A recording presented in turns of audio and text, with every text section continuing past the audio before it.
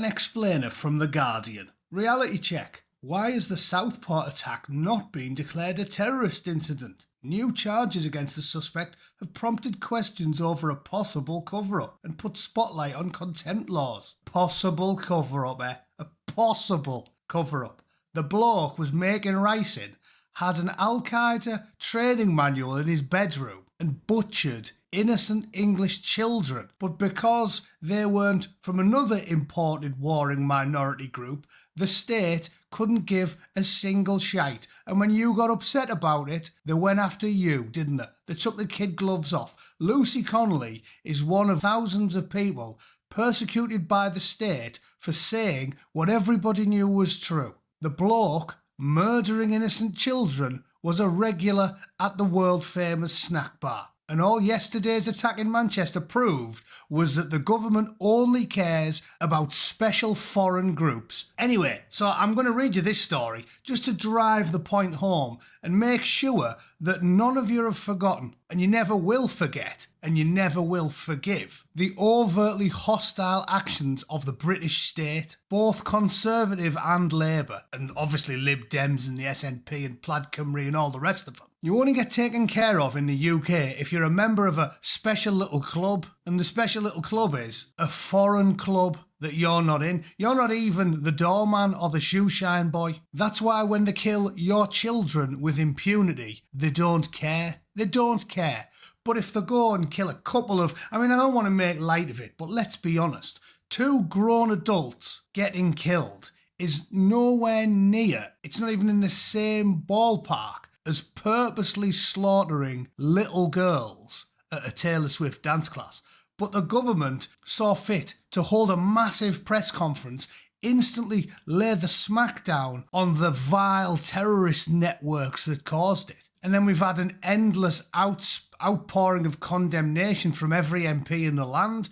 Didn't happen after Southport though, did it? They were more interested in taking down you, tweeting about it. They were more interested in locking people like Sam Mellier up for putting polite stickers on lampposts than they were in persecuting a war against a toxic foreign ideology that has been slaughtering innocent women and children across Europe for, well, I was going to say for decades, but let's be honest. Gates of Vienna, Ottoman Empire, Barbary pirates, the Hagia Sophia. Yeah, they didn't build that. Yeah, you know that wonder, that amazing wonder? They pinched it and redecorated, if you're not following that one. But anyway, I'm rambling. We'll cover a few good things today. Some of the comedy gold that was on Twitter yesterday in response to the Manchester attack. And then I'll read you this story just to ram the point home. If you don't view the governing class and the mainstream media in the United Kingdom as overtly hostile, you aren't paying attention. The Home Secretary was basically Bin Laden's fluffer, and the Prime Minister might as well be wiring up the hissing backpacks himself.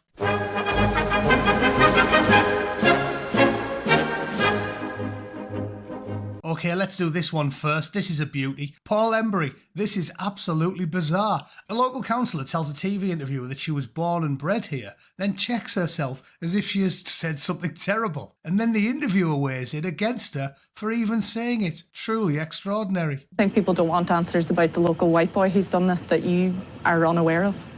Because it's not known. If I don't know about it, how am I supposed to have an opinion on it or be able to ask questions? I don't have an answer to that. I'm trying my hardest to bring community cohesion. I've been overwhelmed with the contacts I've had from people within Falkirk. And, you know, there is a true unrest and it's scary. It's scary as a local resident, somebody who's born and bred here. I shouldn't have said that. Well, yeah. Do you see why this is people sometimes think that reform are very much against having people here? It just came out, That's unfortunate for you, I guess, but ultimately, do you see why people who aren't from here, who have maybe made their home here, are annoyed when they hear an elected official say that people are born and bred here? Now, clearly Claire has spent too much time hobnobbing with the media elite, because you didn't say anything wrong, did you, Claire? No. And if you want the public to properly get behind reform, you have to just say logical, reasonable facts like I was born and bred here, so I care about the area, and not instantly shit your pants the second you say it. Who cares what the lying scum media have to say about these type of things? Is it irrational? Is it unreasonable in any way to assume that someone who's born and raised in an area has more of a dog in the hunt than a random waif or stray from some third world tin pot nation who rocked up on a dinghy 8 weeks ago?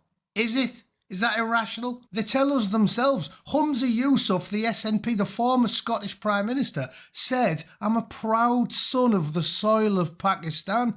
So realise the fact the game is rigged, sort your life out, and start aggressively pushing for your own people and telling them why you're on their side in the great game, because there's nothing wrong with being born and bred in your local area, and you should be proud of the fact, you silly mare. And there's the tweet I made yesterday after my last video. Because about an hour after I made it, the PM came out and said this was a vile terrorist attack. No messing around. But he didn't do the same after Southport, did he? Or the Manchester evening bombing, or any of the other appalling atrocities meted out against the natives of the United Kingdom, because they don't think you matter. Anyway, let's do James O'Brien, because he's always good value. The proof of the pudding is on our newsstands as we speak. James O'Brien accuses the Daily Mail of seeking to pour oil upon already burning flames after the Manchester terror attack. Amazing. Let's listen to this fantastic hot take from the bacon-faced Avenger. Let me read you this from the front of the Daily Mail. From woke police chiefs to left-wing politicians, the list of the killer's enablers is legion.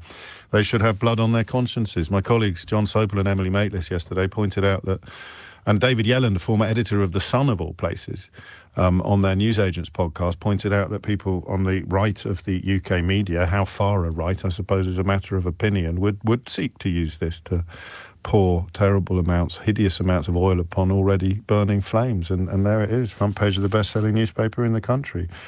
So if you thought Yvonne was exaggerating, or indeed if you thought John Sopel and Emily Maitlis were exaggerating yesterday, and David Yelland, the former editor of The Sun, then I'm afraid the proof of that particular pudding is on your newsstands as we speak.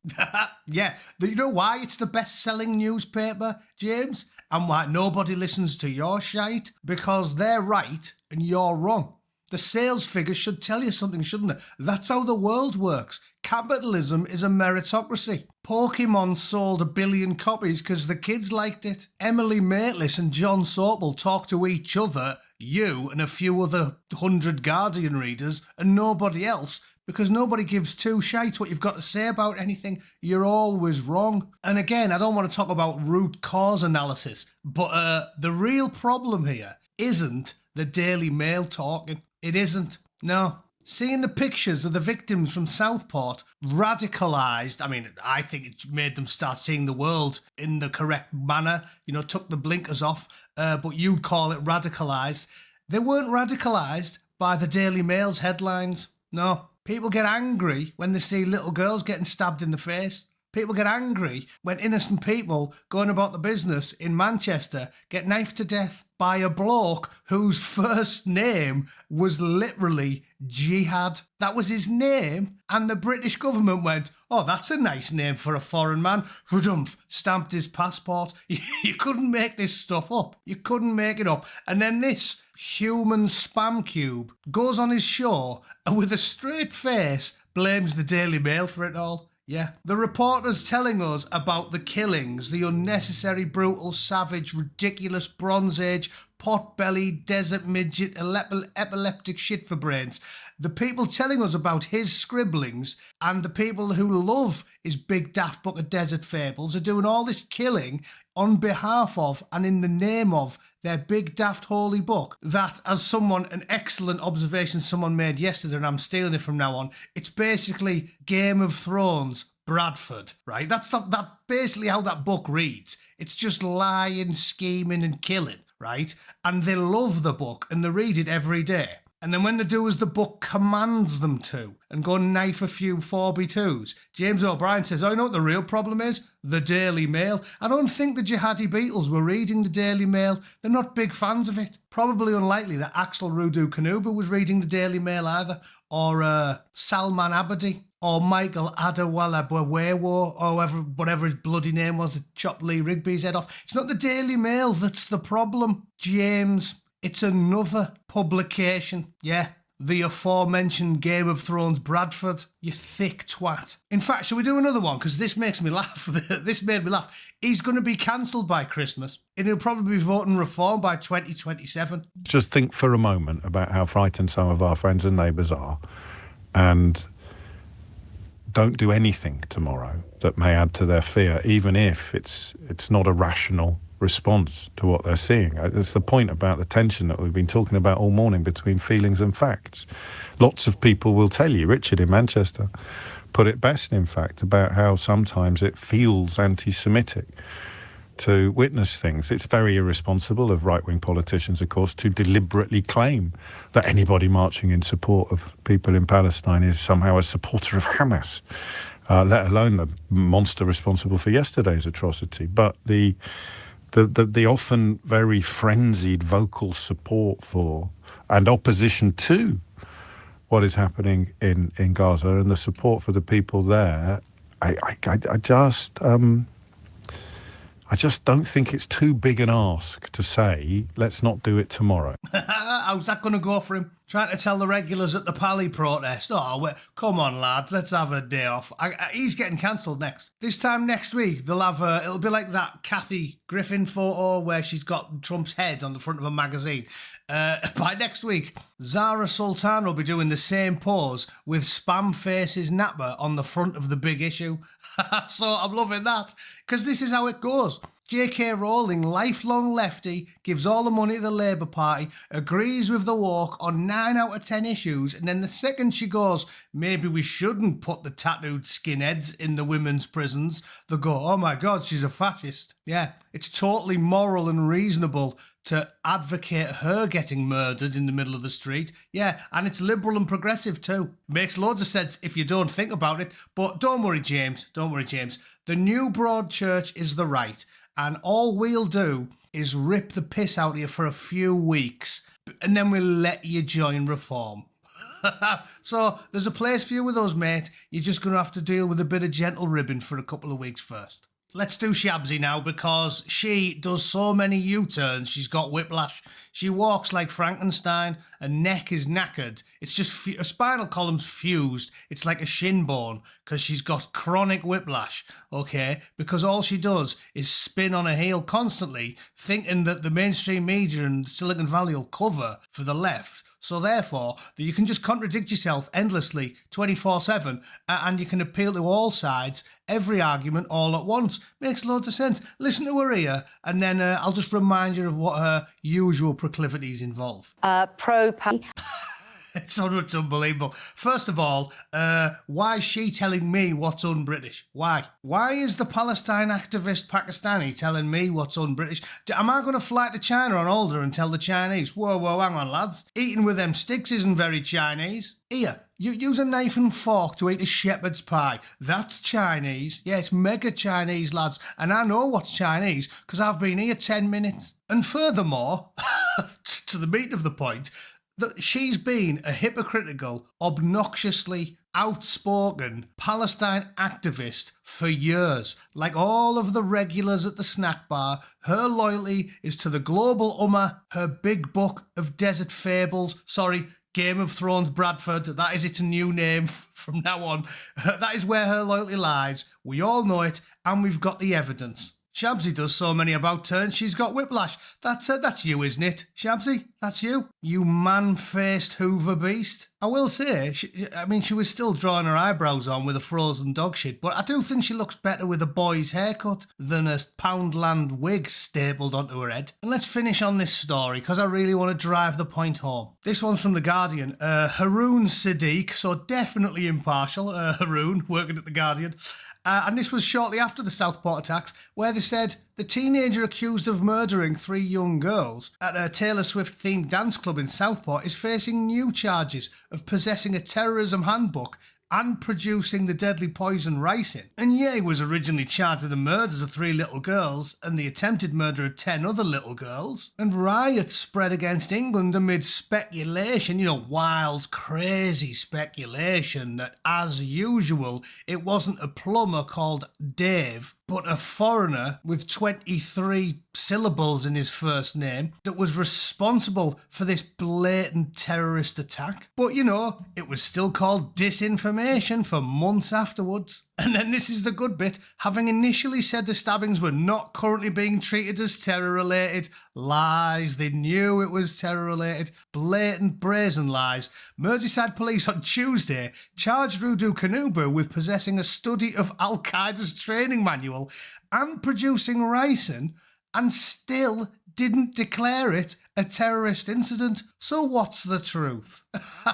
Oh yeah, I'm sure Haroon's going to tell us the truth. And then I'm not going to bore you with the whole story. I'll put a link down here for you to read it. But suffice it to say, they try to cram 50 square pegs through round holes and contort reality into 1,000 different forms in a desperate attempt to try and tell you that having ricin and having terrorist training manuals and shouting loudly about the snack bar while stabbing children, still isn't really a terrorist attack. No, because even if a suspect's been charged with a separate offence under the Terrorism Act, in this case Section 58 related to the possession of materials, technically, actually, it's still not terrorism. Yeah, are you convinced? Does that convince you? Actually, technically, it's not terrorism. Shut up, put the kettle on. That's all you're good for. Brain dead foreign split arse currently running the Home Office. You're of no use to anyone. So if you haven't been paying attention, the reason the Prime Minister, we might as well, he deserves one, doesn't he? The reason Keir Starmer Gay! came out shortly after this incident and said it was a vile terrorist attack, bam, straight away, an hour afterwards, was because it was perpetuated against another gang of self-interested foreigners who are warring with another gang of self-interested foreigners. And both of those groups are much, much, much more important to the collection of gangsters, criminals, pedos, foreign diddlers, full-blown jihadis, and psychopaths and sociopaths that run the British government, the mainstream media, and Silicon Valley. That's why. Yeah, so that's why when a lot of little girls get killed by a known regular at the snack bar, and he's got the training manuals, and he's got the ricin, and he shouts about the snack bar all the time, definitely not a terrorist incident. And if you tell anyone it looks like it might be a terrorist incident, the police will come to your house and arrest you, and you'll get 3 years for talking about it, you detestable, pasty, ginger Englishman. How dare you? All right, that's the world we're living in. I'm trying to make it sound amusing, but it really is that simple. The Guardian story proves it. The subsequent investigation proves it. And the despicable behaviour of the Prime Minister and Merseyside police, the cover-ups, the endless lies, they all prove it. These people are the enemy. Keir Starmer is a traitor, and if there is any justice at all in the world, I will live to see the day that that man is put on trial and hopefully chained to Shabzy in a maximum security prison breaking rocks for the rest of his miserable existence, and he's going to be kept strictly away from his Ukrainian rent boys as punishment as well, just for the cherry on top. But that's just what I've got to say about it. If you disagree and you think Merseyside police are definitely honest, Christ, honest scousers, there's a rarity, especially if they join the police. The coppers in Liverpool are so bent. I got pulled over for speeding, and the next thing they were burning the soles of my feet with an iron bar. So yeah, if you believe their ramblings, you are a raving lunatic. So please leave me a comment down below. I love reading the scribblings of the mentally ill. All right, I'll be doing a stream tomorrow at 7 p.m. UK. Be there or be square. I haven't give any shite away for a while either, have I? So I'll give a t-shirt or some junk away of something. So make sure you tune in. All right, thanks for watching. See you tomorrow. Toodle pip. Cheers.